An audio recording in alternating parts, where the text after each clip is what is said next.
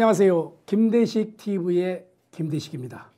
여러분, 일본 문화를 공부하기 위해서는 일본의 문학이 어떤 흐름으로 왔는가, 이것을 공부하지 않으면 일본 문화를 공부했다 할 수가 없죠. 그래서 오늘은 일본 문학에 대해서 이렇게 말씀을 드리고자 합니다.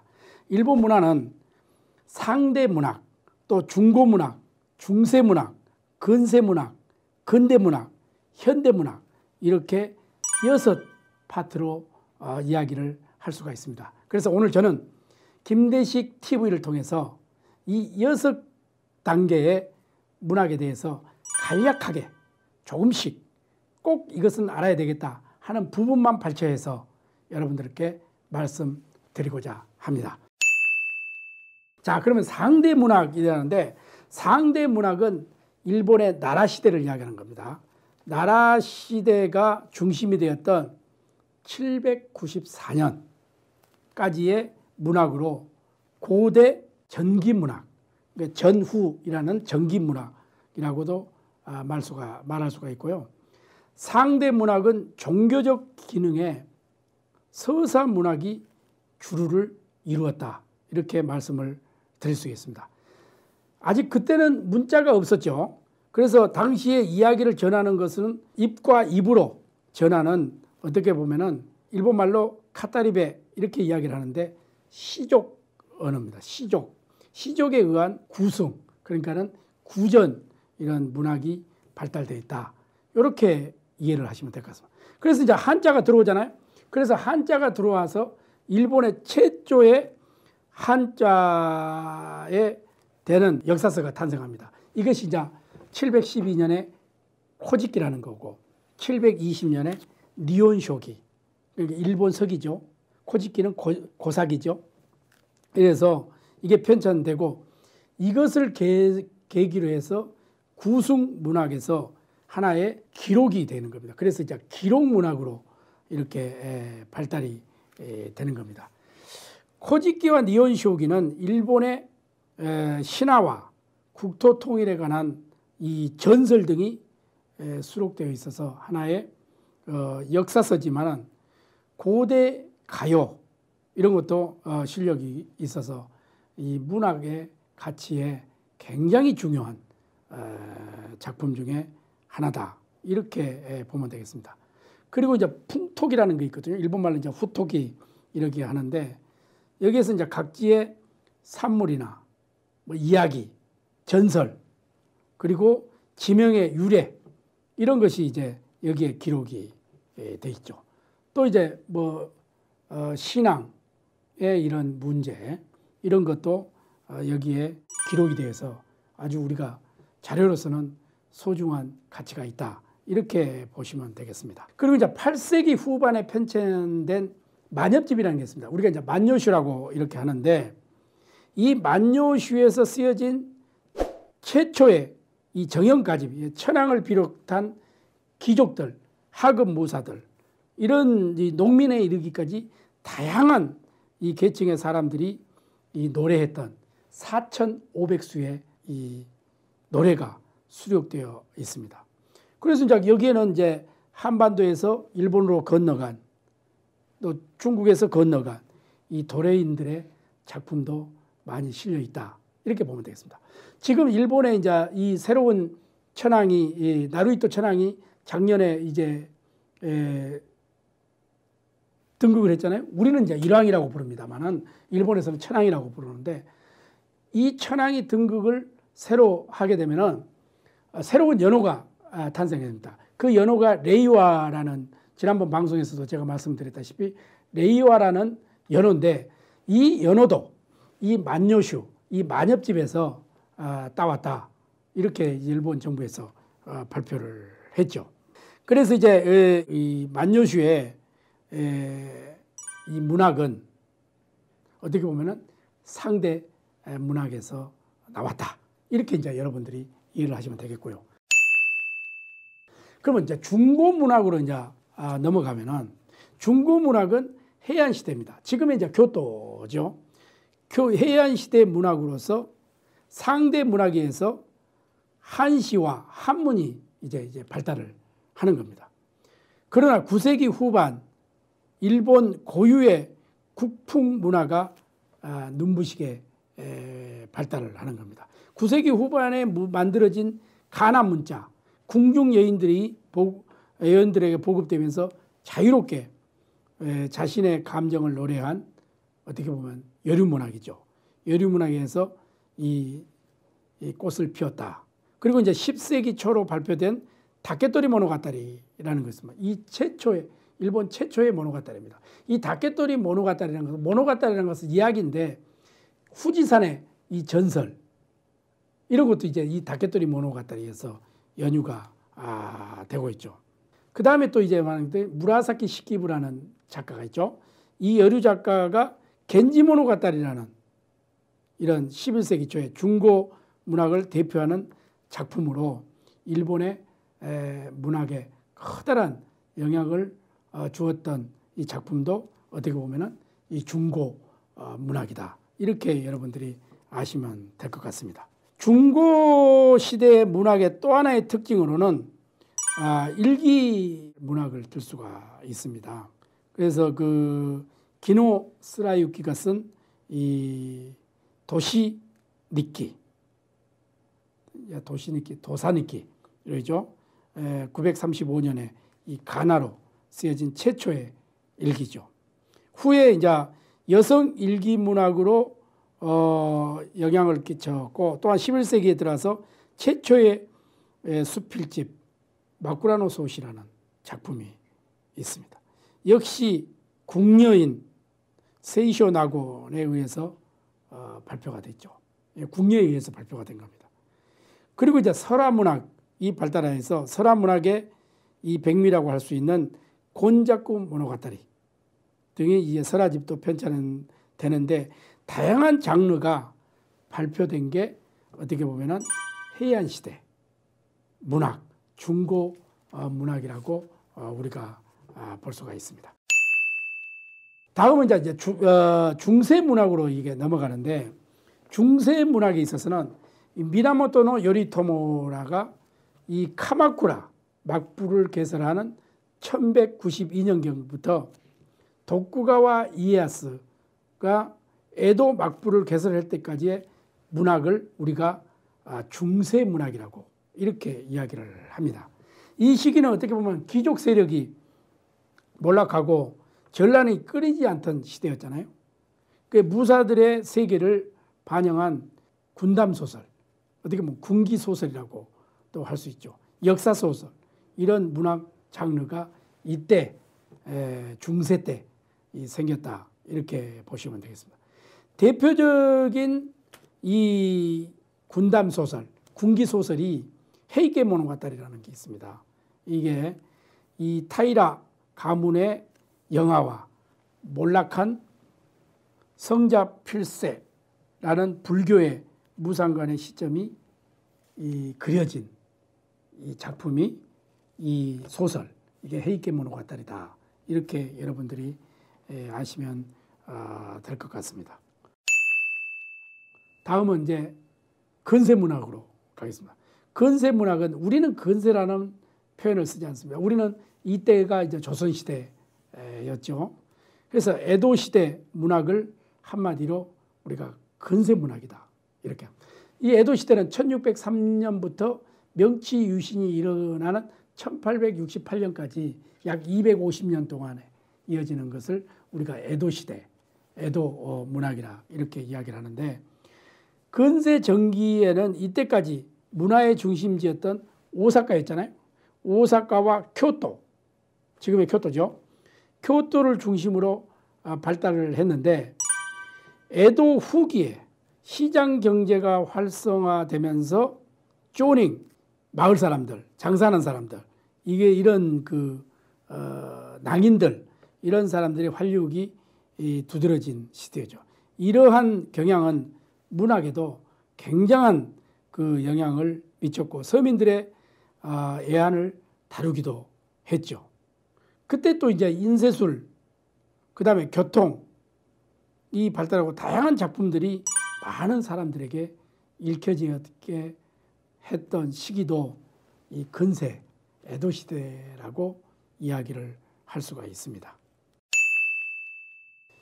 그러면은 이 근대로 넘어가 보겠습니다. 자, 근대는 일본의 근대 문학은 우리가 일본의 명치 유신이 1868년이죠. 그 이후에 그러니까 2차 세계대전이 끝나는 1945년 이 전전까지로 보는 것이 우리가 이제 근대 문학인데, 메이지 유신 이후는 일본은 정치, 경제, 문화 등 다양한 문화 속에서 서구의 열광의 문화, 이런 학문, 이것을 가감하게 받아들입니다.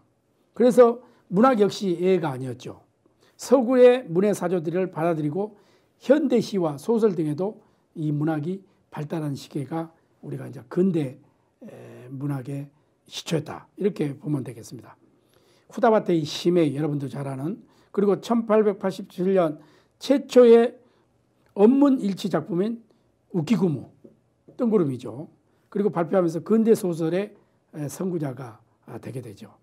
후다바테 시메이와 함께 일본 근대 문학을 창시한 사람, 낭만주의 문학을 대표하는 사람이 여러분도 잘 아는 모리오가이가 1890년에 발표한 소설 마이히메, 무이히라든지 자신의 체험을 바탕으로 쓴 작품으로 일본 작가들 사이에 자전적 소설 붐을 일으키게 되죠.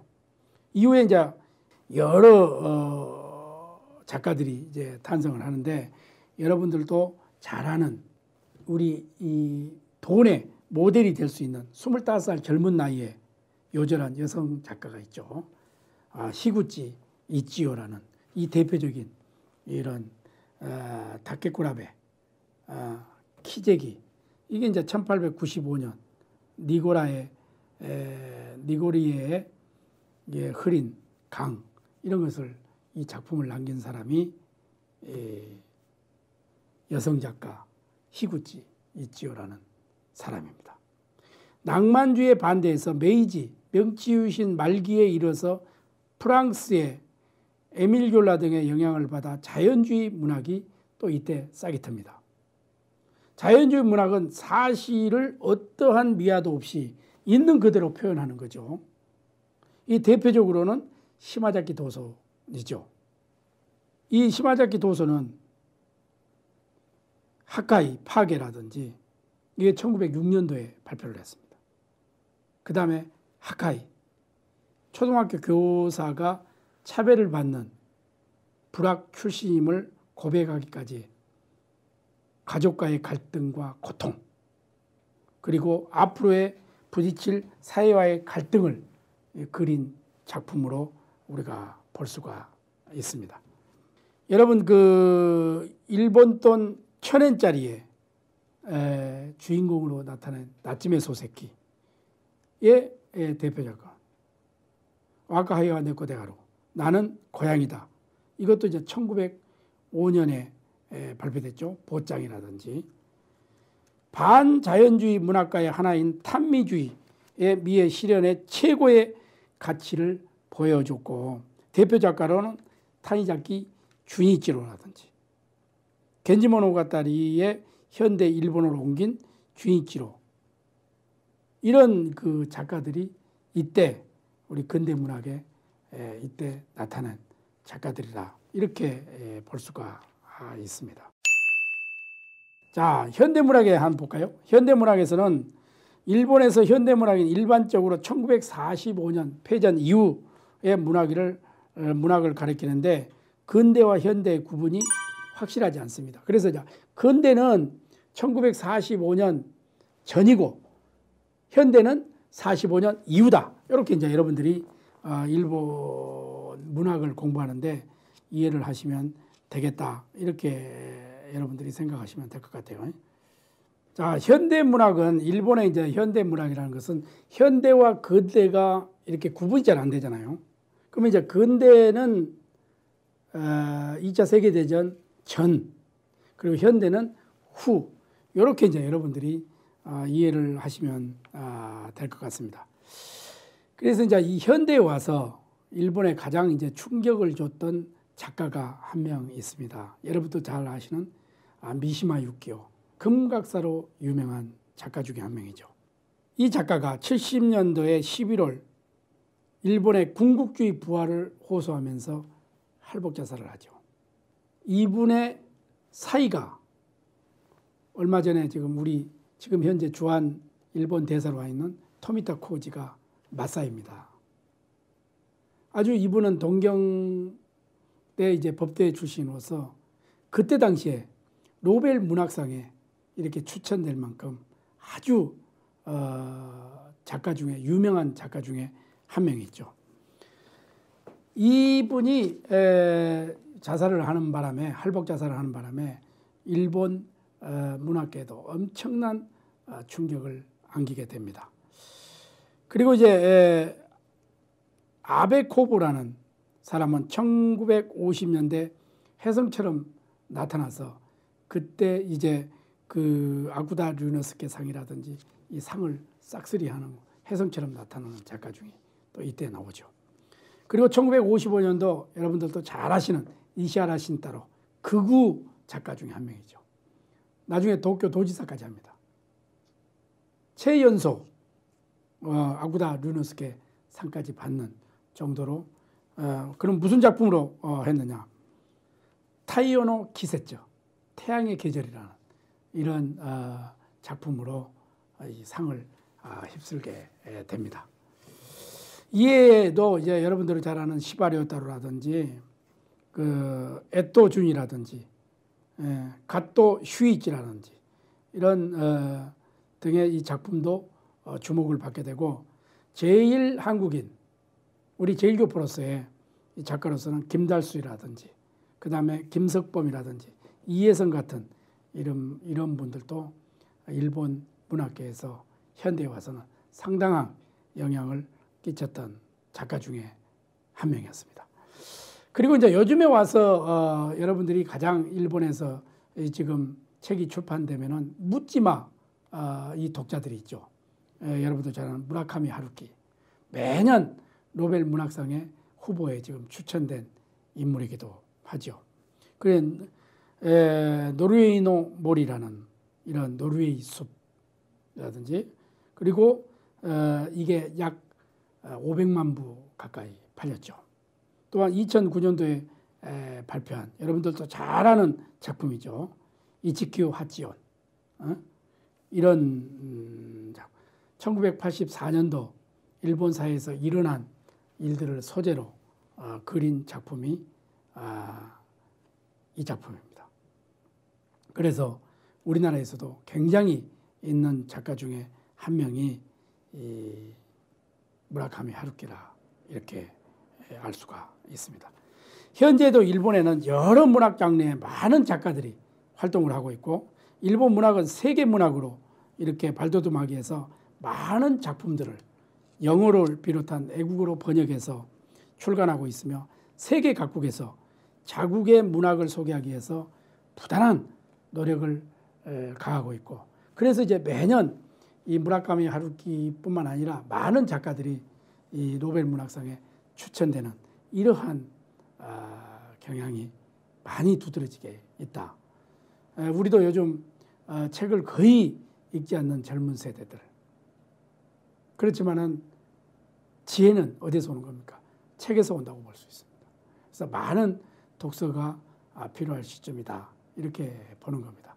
일본에서는 이제 책이 출판이 되면은 많은 독자들이 책을 사서 읽어주고 또 도서관에 비치하고 이렇기 때문에 작가들뿐만 아니라 여러 형태의 많은 사람들이 이렇게 책을 사랑하게 되고 애독하게 되는 것이죠. 그래서 일본에는 또 여러 가지 문학상이 질병했습니다. 한 500여 개의 문학상이 지금 있다고 합니다. 언론사뿐만 아니라 지방자치단체들, 국가 그리고 많은 단체들에서 이런 상을 문학상을 줘가면서 격려를 하고 또 권장을 하고 있죠. 여러분들 다 저는 문해춘추에서 매년 또 이렇게 하고 그다음에 아구다 류노스케 상을 비롯해서 아주 나우키상 이런 상들이 이름만 대도 알 수 있는 상들이 많이 질비하게 있죠. 그래서 이것도 어떻게 보면은 우리가 하나의 벤치마킹을 해서 우리 젊은이들이 많은 이런 작품을 쓰고 또 많은 상을 줌으로써 격려하는 그런 하나의 패턴의 일환이 되지 않을까 이렇게 생각을 해서 우리가 이제 책을 읽지 않는 시대에서 책을 많이 읽는 이런 시대로 이렇게 바뀌어져야 되지 않겠느냐. 정서적뿐만 아니라 사람이 살아가는 데 있어서 지혜를 얻는데 이 책 이상은 없다 이렇게 생각을 합니다. 우리 안중근 의사께서 말씀하셨죠. 일일 부독서 구중생 형극이다. 하루에 책을 읽지 않으면 입에 가시가 돋는다. 이것을 생각하면서 우리가 많은 책을 가까이 하는 그런 시대가 됐으면 좋겠다 하는 말씀을 드립니다.